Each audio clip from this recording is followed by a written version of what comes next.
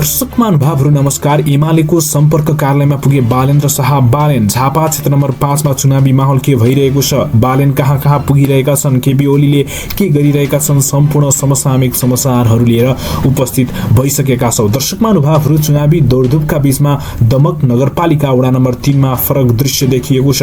केपी शर्मा ओलीको प्रचारका लागि खोलिएको सम्पर्क कार्यालयमा बालेन्द्र शाह पुगेका छन्। त्यहाँ एमालेका झण्डा र ब्यानर मुनि बसेका कार्यकर्ताहरूसँग बालेनले हात मिलाएर फर्किएका छन्। दर्शक महानुभावहरू, आइतबार केपी शर्मा ओलीले कमल गाउँपालिका क्षेत्रमा गाउँमा घर दैलो गरेका थिए। बालेन शाह दमक बजार क्षेत्रमा केन्द्रित थिए। दुवैको चुनावी अभियानमा सामान्य दृश्य देखिएको थियो। केपी ओलीको घर दैलोमा बालबालिका अभिभावकहरूसँग उपस्थित भएका थिए। बालेनसँग फोटो खिच्ने जेनजी पुस्ताको बाक्लो उपस्थिति देखिन्थ्यो भने दुवै नेताको ध्यान भने सेल्फी पोज दिनमा केन्द्रित थियो। दर्शक महानुभावहरू, अब कुरा गरौँ बालेन्द्र शाहको। बालेन शाह सामाजिक सञ्जालको प्रयोगबाट उदाएका नेता हुन्। पछिल्लो समय ओली पनि उत्तिकै डिजिटल देखिन्छन्। घरदैलोमा उनी फोटाका लागि पोज दिइरहेका हुन्छन्। सचिवालयका कर्मचारीहरूलाई पनि फोटो खिच्न निर्देशन दिइरहन्छन्। दुवै नेताले आफ्ना समर्थकहरूसँग मुस्कुराउँदै तस्बिर खिचाउने र ती तस्बिरहरूलाई तत्कालै सामाजिक सञ्जालमा सेयर गरेर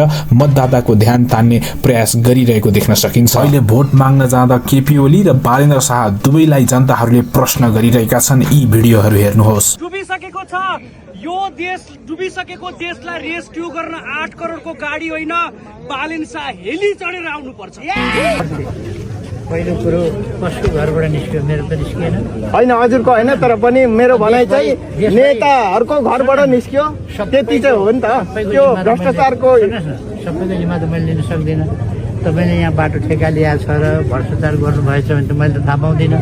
अर्काले के गर्छ मैले त थाहा पाउँदिनँ। थाहा पाएका बेला कारवाही गर्ने हो, थाहा पाउँदिनँ। एउटा कुरा मेरोबाट निस्किया होइन, अर्कोबाट कोबाट निस्क्यो त मैले सबै थाहा पाउने कुरा भएन। अरूको कारोबार त मैले थाहा पाउँदिनँ नि त। अर्को कुरा, धेरै कुरा चाहिँ कस्तो छ भने शेरबहादुरको घरबाट पैसा निस्किएको देखाएको थियो नि, त्यो अर्कै देशमा कहीँ कतैको के बनाएर त्यो एआई भन्छ आजकल, त्यसले फोटाहरू बनाउँछ, त्यसले हाल्छ।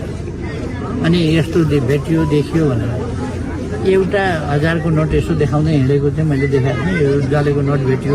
अब 1000को नोट जलेको त गरिबकोमा पनि यसो भेटिन सक्छ नि त घर जल्लाई। त्यस्तै 1000, 2000, 4000, 10000 जल्नु त एउटा कुरा होला। लास्टमा थियो नि एउटा मार्केट थियो नि, त्यहाँदेखि उता पनि गाउँ छ। यहाँ कसैले सबैले टोक्यो भने त्यो मान्छे लिमिटेड समय हुन्छ नि त। त्यस समयमा पाउने बाटो देखिहाल्नु हजुरले। अनि यसको चाहिँ अब सबभन्दा मेन पोइन्ट चाहिँ मेरो चाहिँ